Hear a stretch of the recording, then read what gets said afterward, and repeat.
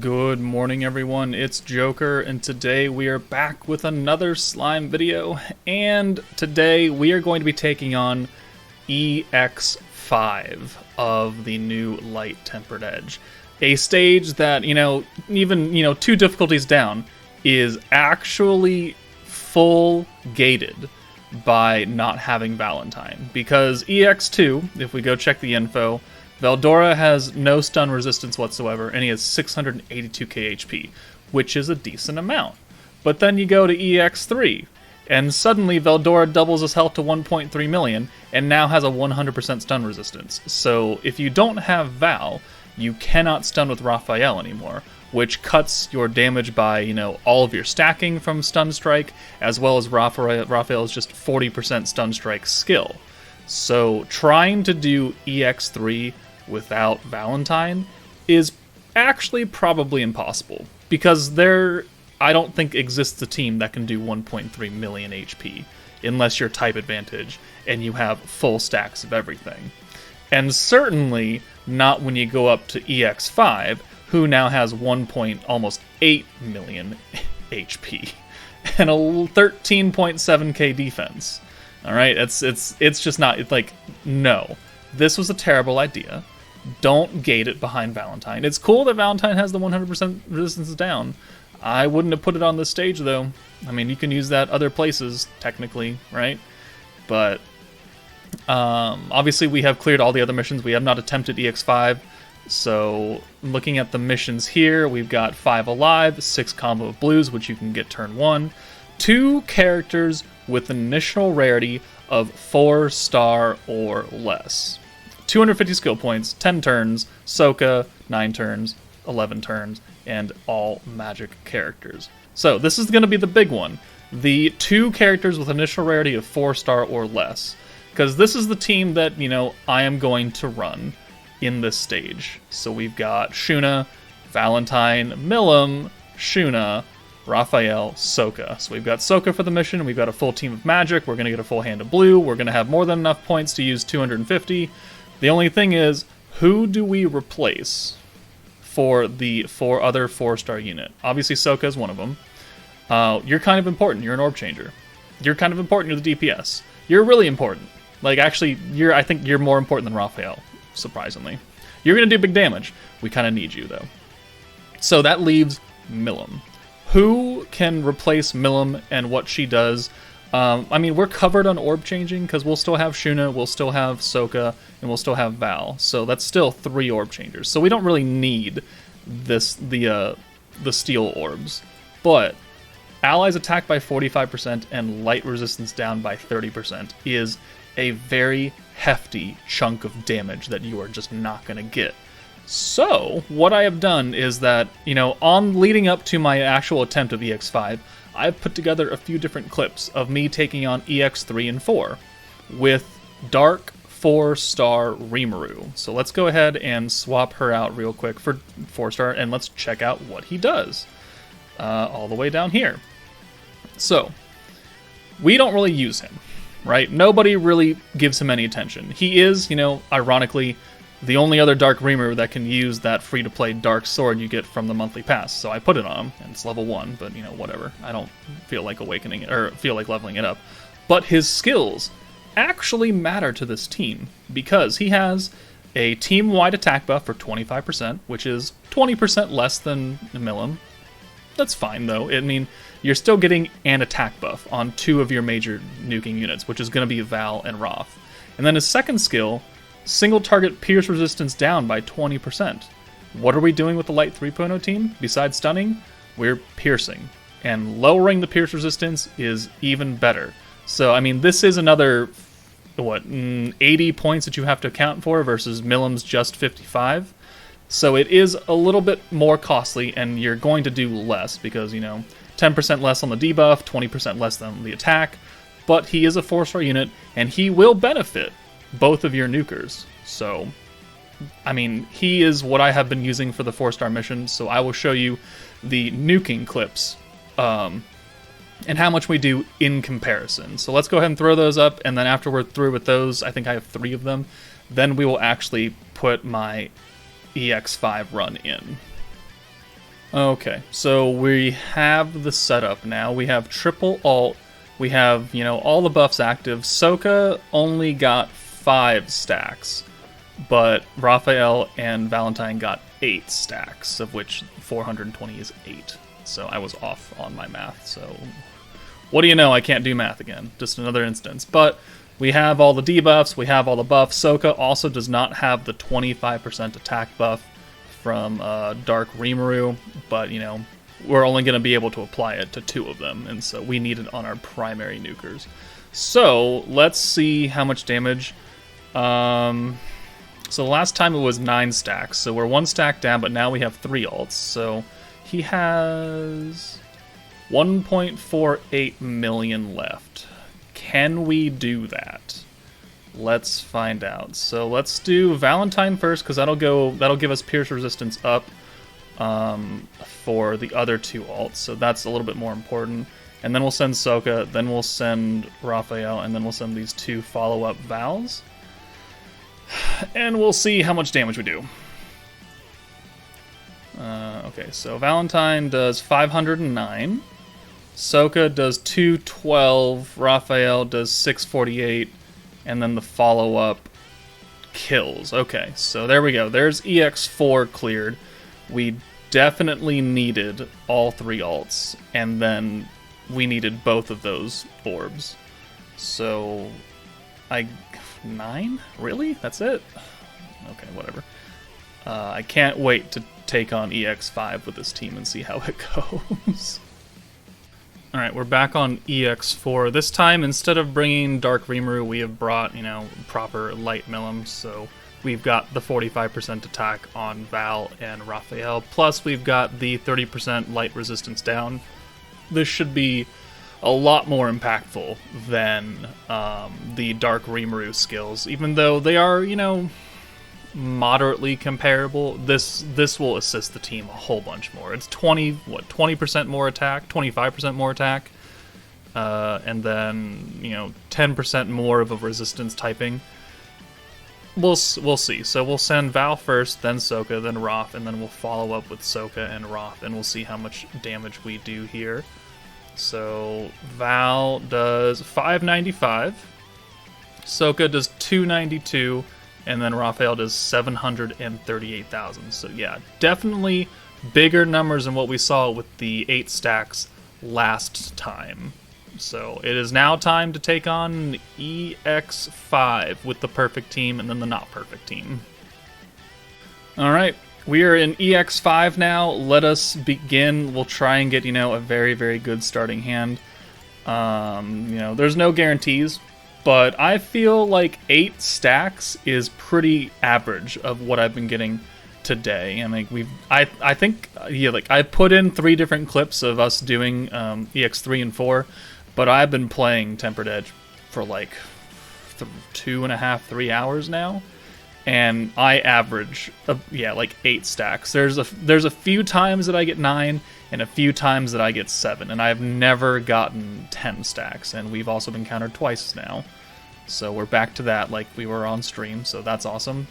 Taking counters on this stage is not as impactful as taking counters on, say, the Challenge Veldora stage, but I still don't want to take any counters. So, alright, so we got a good second hand, so we can use both of these stacks. I want to make sure that, again, all 3 of my single targets get as many stacks as possible, because we're gonna need them. I mean, this Veldora has 1.8 million HP, and so far, 8 stacks with Milim on EX4, we did 1.62. So I mean, we're gonna need all 3 alts, as many stacks as possible, and we're gonna need some follow-up orbs in if we want to have a chance of taking down Veldora.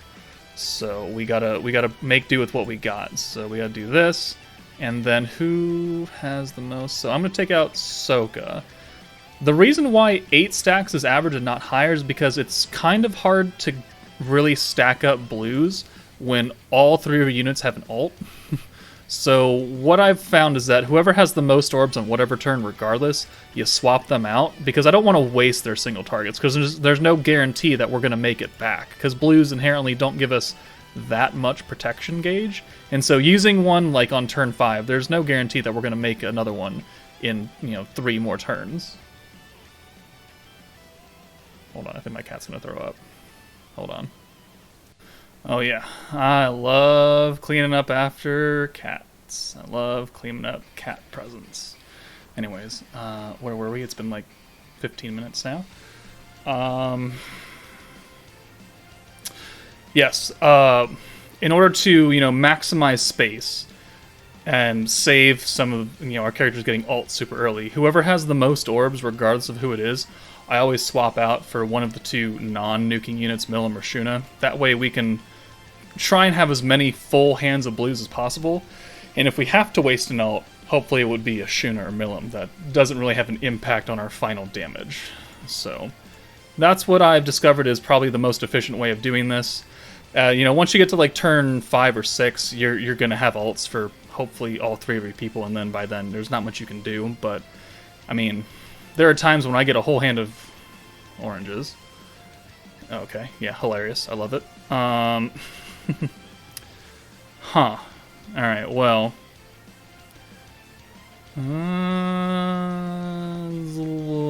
So we could bring Milim in and change these. And then we could use... It kind of depends, though, because then I'd take Shuna away. So I would change those. The Soka would change this, and then I'd have an orange left. So we kind of have to use one of these here. Okay. That works out. So we can bring Milim in for Shuna now. And then we could steal those. And then we can bring in Soka for Milim.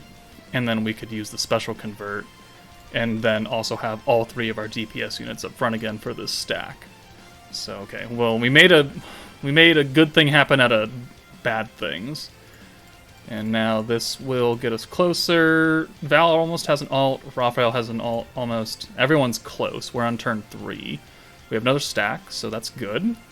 460, I think, is 9. Is 420 is 8 stacks. 460 is 9 stacks.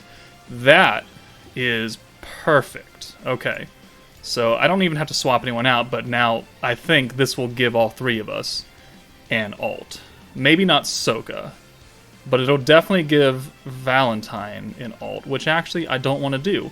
So what we're going to do is we're going to do this. Since she's so close, we're going to do that. We're going to bring Milim in for Raphael, and this will just, keep what we're doing and, keep us having full hands of Blues Descend so we get maximum stackage, maximum points, and not having to worry about having, 3 alts and 3 blues or 3 greens or 3 oranges. That it's not going to help anyone. So we're looking pretty good so far. I don't think so. Soka's gonna be the closest one to an ult, yeah. And we have another decent hand here. So what can we do? We could Milim steal, and then so that'll take 1 and 2, and then we could use Soka again. And that'll get us, I think, everyone. So I think that's what we're going to do. So we're going to Milim steal. And then use Soka. And now this hand right here will probably get us everyone's ults. So we'll bring Val in for Milim. We'll bring Raphael in for Shuna. We'll have 2 stacks to put on everybody. Full hands. This will get us everyone's ults. And then we got to swap 2 of them away and leave probably Valentine up front, because now we have a lot of buffs to play with, and we need to have the resistance up first before we can start using this. Ideally, I would have Valentine, Shuna, and Milim up front on going into turn 8. And that's just because I would need to bring in Raphael, and then use use the alt buff from Shuna, get her out, bring Milim in, use the attack buff, and then bring in Soka as the third, while maintaining, the big time buffs on these 2, which they're taking quite a bit of damage now. So here's what I don't want to run into early on is 3 alts, 3 things. We have 2 units in the back. So, unfortunately, Val isn't looking that great. We gotta live 2 more turns. So, we're gonna take Raphael out for Shuna. Okay. Yeah. That, sure. Whole bunch of greens. I'm not actually... We almost have enough. I think we do. We need 325 points to use a full combo. So I think we're just going to have to make do with these nerfed ass greens. So let's get you out of here. Alright, so pop, pop, pop, pop. Try and get those out. Give us a little bit more points. Won't do too much damage though. And okay, that is good. I will accept that. So we can just do this 1 orb change here. Is it Milim? No, it's Shuna. Okay, so we'll make back a whole bunch of points on this. So now, praying to God. Actually, this will get Shuna's ult. Praying to God that we have a Milim orb coming up after this. Because otherwise we won't be able to bring in everyone. We're guaranteed to have a Shuna orb because she'll have an ult. So we're going to be at 8 stacks again. Yeah, see, it averages out to about 8. Please have a Milim. Oh, thank God. Okay. No one has died. Alright, turn 8 is here. So now we're going to Shuna ult because that affects everyone regardless. Water resistance down, I don't give a shit about. So now Shuna is free to be swapped away. And now we're going to bring in Raphael for Shuna. And now we can use the attack buff from Milim. So that'll go to our 2 strongest DPSs. The light resistance is, on him. But, it's important to give these 2 the attack buff. And now we're going to bring in Sokka for Milim.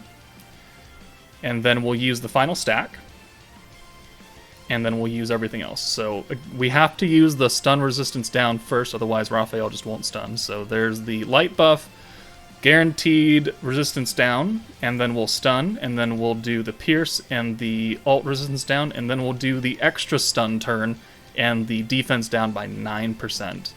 And we are ready to nuke, so hopefully we have enough damage. We're going to have a 5 combo. Too bad it's not 6, but it is what it is.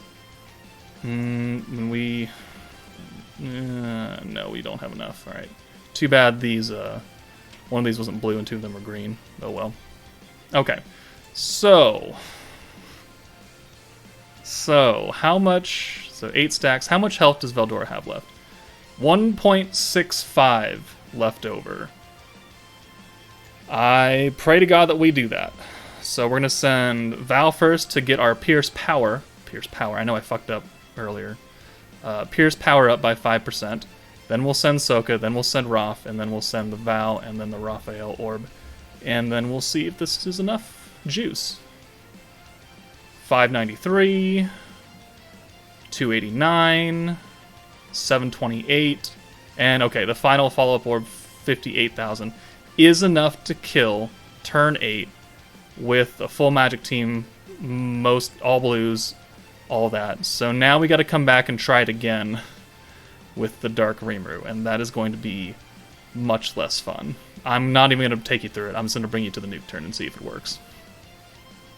Alright, here we are, turn 8. Less stacks, so this is 7 stacks, because we had like 2 turns of really shitty stuff that I couldn't orb change out of.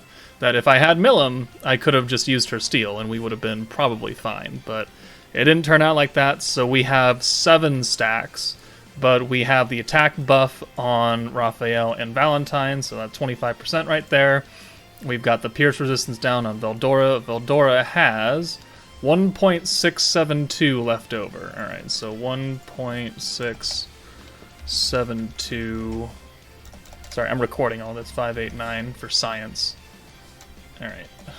So, I don't think we're gonna do it on this turn. I just don't think we have it in us. If we had maybe all 6 orbs, another stack, I would feel slightly more confident, but not here. Not now. So let's just see it. Let's see it for, science and see how close we get.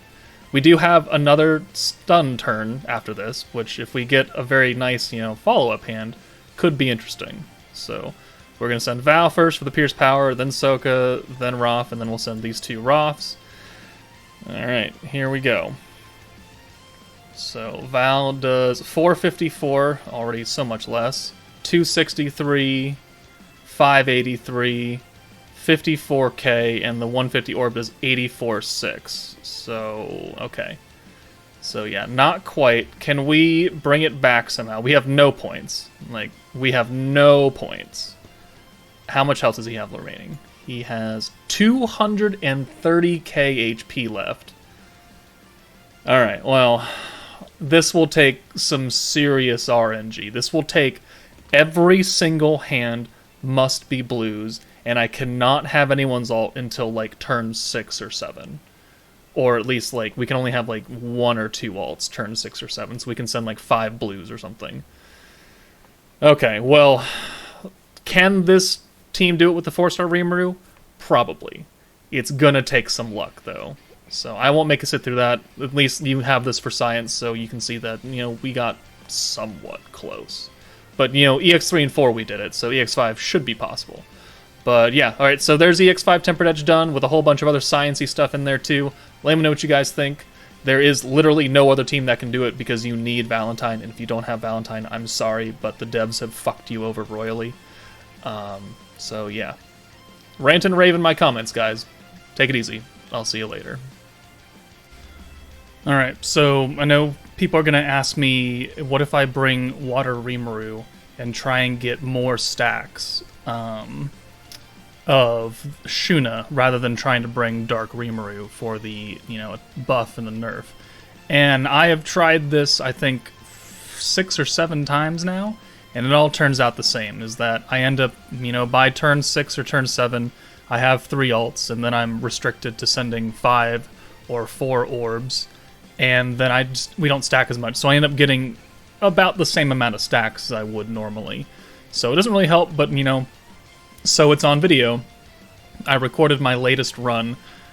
So this is, you know, Raphael's buffs, Val's buffs, Soka's debuff, and Shuna's alt buff.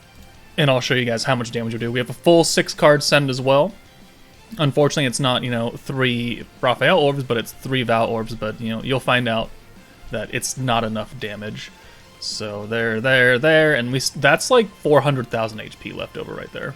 Like, there's just actually no way to do it. So the final orb is 77.9. When I checked, I think he had like 292,000 HP. And then, like, we can't stun him again.